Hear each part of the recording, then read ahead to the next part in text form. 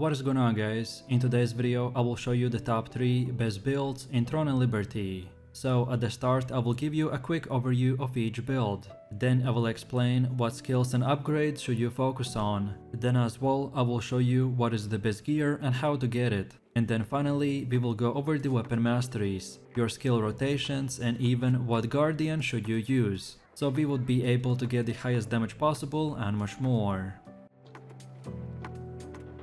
So let's move over to the first build, which is the crossbow and the daggers. This setup right now offers the highest single target damage in the game. The reason behind this is that we will be able to constantly reach 20 stacks of thunderclouds, which will enable us to use our thunderclouds bombing skill for every 3 to 4 seconds for massive amounts of damage.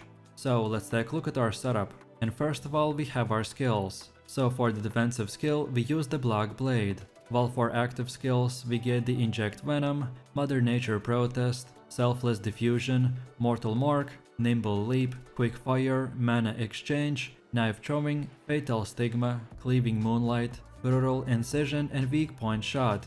As you can see from the gameplay, I don't have all of these same skill icons on my bar. This is because the icons will change depending on our specialization setup. So, Inject Venom will turn into the Lightning Infusion, and Brutal Incision will turn into the Thunderclouds Bombing. And then for passive skills, we get the Bloodlust, Nature's Power, Ambidexterity, Piercing Strike, Assassin's Instincts, Wrathful Edge, Destructive Fang, and Murderous Energy. Next we have the skill specialization, and for Inject Venom we get the Lightning Infusion and cooldown reduction. Then for Selfless Diffusion don't get anything. Then for Nimble Leap select the consecutive use and cooldown reset. Then for Mana Exchange get the skill effect enhanced. Then for Fatal Stigma get the damage increase. Then for Brutal Incision select the Thunderclouds Bombing. Then for Mother Nature's Protest get the Lightning Arrow. Then for Mortal Mark don't get anything. Then for Quick Fire select the minimum chain fire, damage increased and cooldown. Then for Knife Throwing get the additional hit. Then for Cleaving Moonlight select the consecutive use, effect accumulation, and attack speed. And finally for Weak Point Shot don't select anything. Next we have the weapon mastery, and this is how it should look like for the crossbow. So first of all get the middle, and then the entire bottom row. And then again this is how it should look like for the daggers. So pretty much the same thing, just get the middle and then the bottom row. Next let's take a look at our gear, and all of this you can easily farm yourself. If you are looking for a farming build that uses green gear, then check out my leveling guides that are already up on the channel. So we are using the Steel Flurry crossbow with traits like the hit chance, heavy attack chance, and critical hit. This should be self-explanatory, but all gear should be at its max level, so 6 for green and 9 for blue and purple. And you can get this items crafting recipe from conquest rewards such as the Spectral Abyss or the Cave of Desperation. Next we have the Daggers of Resistance with hit chance, heavy attack chance, and critical hit chance. You can get it from the Precious Blessing pouch, or by defeating the Evil Eye, Adentus, Chernobog, or the Armadillo. Next we have the Feather Jakeskin Mask with ranged evasion, magic evasion, and max health. You can get it from the Roaring Temple or the Cursed Wasteland. Next we have the Deadeye Cloak with skill damage resistance, debuff duration, and mana regen. You can get it from the Precious Blessing pouch or by defeating the Galu Archers and the Dark Assassin. Next we have the Soul Mirror Carapace with ranged evasion, magic evasion, and buff duration. You can only get it from the Cave of Destruction. Next we have the Nature's End Gloves with added attack speed, max health, and melee evasion. You can get it from the Cave of Desperation or from the Temple of the Slaughter. Next we have the Feathered Drakeskin Breeches with magic evasion, mana regen, and ranged evasion. You can get it from the Cursed Wasteland. Next we have the Glade Stalker Boots with ranged evasion, magic evasion, and max health. You can get it from the Spectral Abyss or the Cave of Destruction, or as well by defeating the Mutant Test Subject, the Sluggish Zombie, or the Ghoul. Next we have the Ecliptic Pendant with skill damage boost, buff duration, and mana regen. You can only get it from the Butcher's Canyon Conquest. Next we have the Bracers of the Primal King with max health, skill damage resistance, and debuff duration. You can get it from the Licorious Equipment Chest or from the Cave of Destruction. Next we have the Violent Signet with max health, skill damage boost, and buff duration. You can get it from the Cursed Wasteland Conquest. Next we have the Ring of Robustness with mana regen and skill damage boost. You can get it from the uncommon accessory chest or by defeating the Evil Eye. And finally we have the Belt of Meditation with max health and skill damage resistance. You can get it from the uncommon chests or by defeating the Spectral Wizard or the Orc Shadowmancer. Next up we have the stats, and depending on your gear you should adjust them accordingly. So at level 50 we want to get 50 dexterity and 30 perception, and then put the rest of your leftover points into the strength. Next we have our Guardian choice, and these creatures are special transformations that add offensive or defensive buffs to your character for 30 seconds. And the best one is the Shade Remnant Steno, because he shoots projectiles against all enemies around you. These projectiles that hit enemies will proc a bunch of different effects from our skills, so if you want an easy way to increase your DPS, then here it is. And then finally we have come to the rotation. So the highest damage rotation is to use the Lightning Infusion, then Mother Nature's Protest, then Fatal Stigma, then Mortal Mark, then Cleaving Moonlight, then Quick Fire, then Selfless Diffusion, then Thundercloud's Bombing, then Cleaving Moonlight again, and then the Thundercloud's Bombing again, and then from here we just rinse and repeat. So the quick idea behind this is that our first 3 skills will do damage and give us stacks, which then we use most of our DPS skills to do damage, and then lastly we activate the Thundercloud's Bombing with full 20 stacks for massive amounts of damage. If you are looking for a full in-depth guide for the crossbow and the daggers, then watch the full build guide video on my channel. So then for the second build we have the longbow and the staff.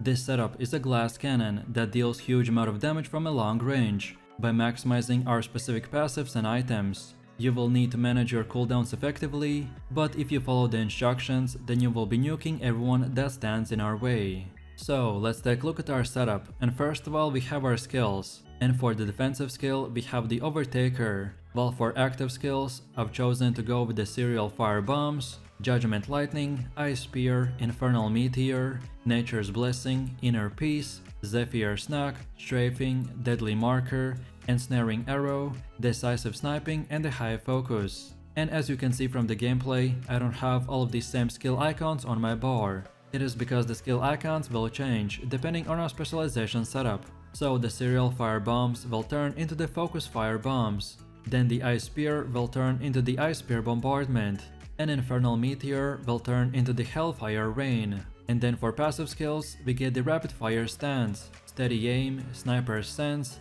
Aestheticism, Mana Amp, Flame Condensation, Forbidden Sanctuary, and the Rock Seas Overhead.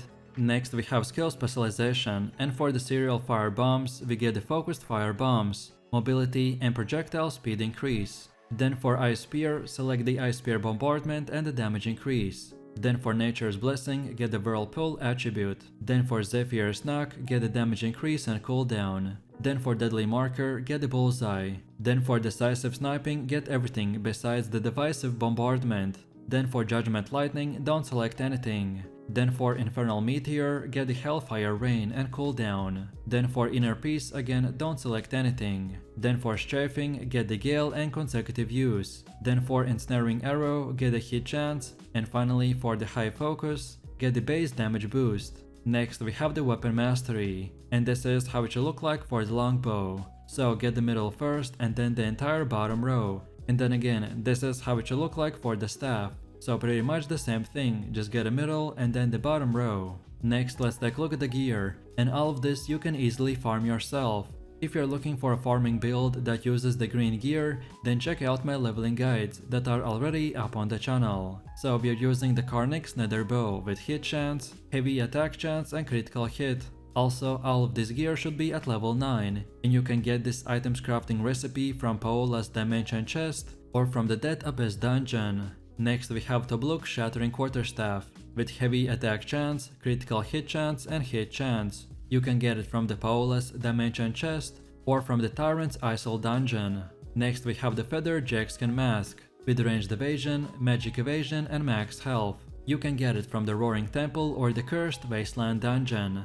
Next we have the Supreme Devotion Cloak with mana regen, skill damage resistance and debuff duration. You can get it from the Cave of Destruction. Next we have the Swirling Essence Robe with the buff duration, mana regen and melee evasion. You can get it from bunch of chests like the Tax Delivery or the Kertaki's Armor chest, or by defeating the Queen Belander. Next we have the Gloom Guard Gauntlets, with added attack speed, mana regen, and melee evasion. You can get it from the Death Abyss or the Cave of Desperation. Next we have the Ruthless Enforcer Leggings, with mana regen, melee evasion, and ranged evasion. You can get it from the Tyrant's Isle dungeon. Next we have the Soul Mirror's Boots, with movement speed, ranged evasion, and magic evasion. You can get it from the Cursed Wasteland dungeon. Next we have the Ecliptic Pendant, with skill damage boost, buff duration, and mana regen. You can get it from the Butcher's Canyon. Next up we have the Ancient Sorrow Doma Bracers, with skill damage resistance, mana regen, and debuff duration.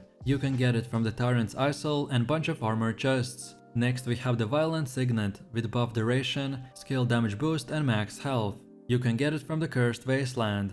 Next we have the Sapphire Dimensional Band, with buff duration, skill damage boost, and max health. You can only get it from the Purple Armor chest. And finally we have the Belt of the Midnight Hunt, with skill damage resistance, mana regen, and debuff duration. You can get it by defeating the Evil Eyes. Next up we have the stats, and depending on your gear you should adjust them accordingly. So at level 50 we want to get 50 strength and 40 perception, and then put the rest of your leftover points into dexterity, and ideally it should get to 40 as well. Next we have our Guardian choice, and the best one is the Lady Knight Camarcia. If you constantly find yourself running out of mana as the boss is about to die, then just use her so you don't have to use our mana sustain combo. And finally we have come to the rotation. So the highest damage rotation is to use the High Focus, then Hellfire Rain, then Nature's Blessing, then Ensnaring Arrow, then Decisive Sniping, then Deadly Marker, then Focus Fire Bombs, then Ice Spear Bombardment, and then we finish it off with the Judgment Lightning and Rinse and Repeat. If you ever run into the mana problem, then just use the Nature's Blessing and then the Inner Peace, and this will give you a mana sustain. But of course this is optional. So if you're looking for a full in-depth guide for the bow and staff, and why do we exactly do what I show you, then I recommend for you to watch the full build guide video on my channel.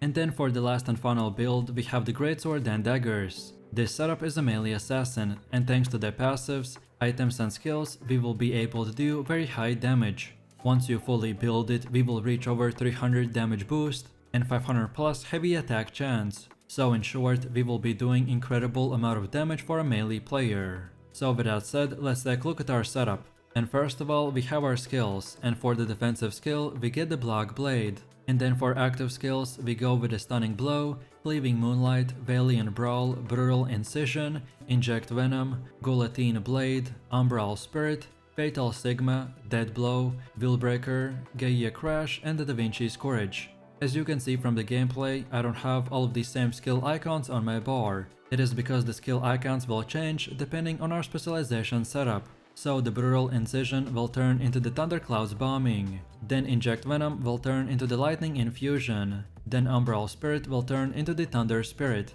and Gaia Crash will turn into the Frost Cleaving. And then for passive skills, we get the Destructive Fang, Assassin's Instincts, Wrathful Edge, Vital Force, Cold Warrior, Victor's Morale, Robust Constitution, and Murderous Energy. Next we have the skill specialization, and for Stunning Blow we get the cooldown reduction and damage increase. Then for Valiant Brawl get a damage increase. Then for Inject Venom get the Lightning Infusion. Then for Umbral Spirit select the Thunder Spirit. Then for Dead Blow select the cooldown reduction. Then for Gaia Crash get the Frost Cleaving and attack speed increase. Then for Cleaving Moonlight get a consecutive use, effect accumulation, and attack speed increase. Then for Brutal Incision get the Thundercloud's Bombing. Then for Guillotine Blade get the charge damage and cooldown reduction. Then for Fatal Stigma get the damage increase. Then for Willbreaker don't select anything. And finally for Da Vinci's Courage get the duration increase. Next we have the Weapon Mastery,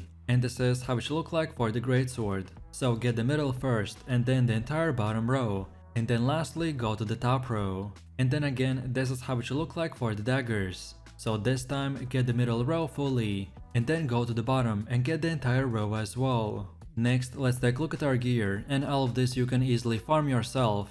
If you're looking for a farming build that uses green gear, then check out my leveling guides that are already up on the channel. So we are using the broadsword of the resistance with traits like the hit, critical hit chance and heavy attack chance. Also, all of this gear should be at their max level, and you can get this item's crafting recipe by defeating the Orb Shadow Priest or the Malakar. Next we have the daggers of resistance with hit chance, critical hit chance and heavy attack chance. You can get it from weapon chests or by defeating the Evil Eye, Adentus, Janabok or the Armadillo. Next we have the visor of the resistance with melee evasion, ranged evasion and max health. You can get it from the blessing pouch or by defeating the Sandworm or the Orc Brawler. Next we have the Warlord Shroud with max health, skill damage resistance and debuff duration. You can get it by defeating the Orc Spearmaster or the Living Armor Foot Soldier. Next we have the Heroic Armor of the Resistance with melee evasion, ranged evasion and max health. You can get it from the enchanted chests or by defeating the Galu Archers. Next we have the Gloomguard Gauntlets with melee evasion, ranged evasion and added attack speed. You can get them from the Death Abyss or the Cave of Desperation. Next we have the Trousers of the Resistance with max health, ranged evasion and magic endurance. You can get them by defeating the Hermit Crab or the Kotori. Next we have the Glade Stalker Boots with max health, ranged evasion and magic endurance. You can get it from dungeons like the Cave of Destruction and the Spectre's Abyss. Next we have the Necklace of Clarify with skill damage boost and buff duration. You can get it by defeating the Sand Scorpion. Then we have the Bracelet of the Conquest with max health and skill damage resistance. You can get it by defeating the Skeleton Knight and the Grey Claw Sentry. Next we have the Violent Signet with max health, skill damage boost and buff duration. You can get it from the Cursed Wasteland dungeon. Next we have the Amber Dimensional Band with max health, skill damage boost and buff duration. You can get it by opening the purple armor chests. And finally we have the Belt of the Endless Slaughter with skill damage resistance, debuff duration and max health. You can get it from the Butcher's Canyon dungeon. Next up we have the stats. So at level 50 we want to get 30 strength, 30 dexterity and 30 perception. And then put the rest of your leftover points into strength. Next we have our Guardian choice. And the best one is the Shade Remnant Steno, because he shoots projectiles against all enemies around us. And since we are stacking a lot of heavy attack chance, so this guy will boost our damage the most. And then finally we have come to the gameplay part. So this rotation will be split into two parts, the buff phase and the damage phase. So first of all we start the rotation by using the Da Vinci's Courage, then the Thunder Spirit and then the Lightning Infusion. And then from here we do big damage by using the Willbreaker, Frost Cleaving, Stunning Blow, then Lightning Infusion for the second time, then Fatal Stigma, then Dead Blow, then Galatine Blade, then Thundercloud's Bombing, then Cleaving Moonlight, and then we finish it off with the Valiant Brawl. And then we rinse and repeat. So if you enjoyed this video, click like, subscribe and comment. And if you are interested in more content, then check out my channel. And I will see you in the next one. So take it easy. Peace.